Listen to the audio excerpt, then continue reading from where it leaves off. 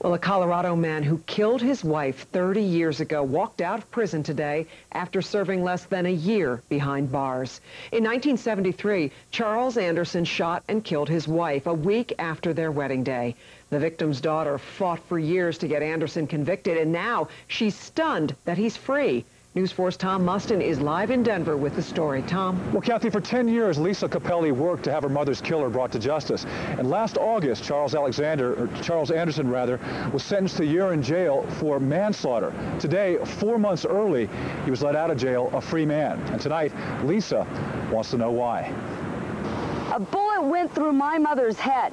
That is violence. That is a crime. Because an angry Lisa Capelli held court on the steps of the state capitol, asking for justice for her murdered mother. And I'm here today because we need to make some changes. Justice was not served in this case.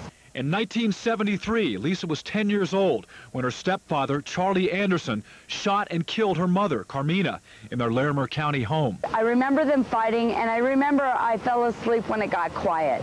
30 years later, Lisa convinced authorities to reopen the case. In August, Anderson was sentenced to 1 year in prison. He was released today, 4 months early, for time served and good behavior. Anderson will be home on Thanksgiving, and my mom will not. Lisa is calling for the state to make violent criminals accountable for their actions. You're not going to be she has some high-level support. State Representative Andrew Romanoff would like violent offenders to serve at least 75% of their sentence. But he says the state's billion-dollar budget deficit is a huge roadblock. Any proposal that promises more jail time for more folks would carry a cost to the state, and we've got to figure out a way to pay for it. Meanwhile, the daughter of a murdered woman is speaking out against a system that she says has failed. We really need to make some changes for what's right. And some lawmakers tonight tell us despite the budget crunch, they hope to have a bill in place by January calling for tougher sentencing for violent criminals.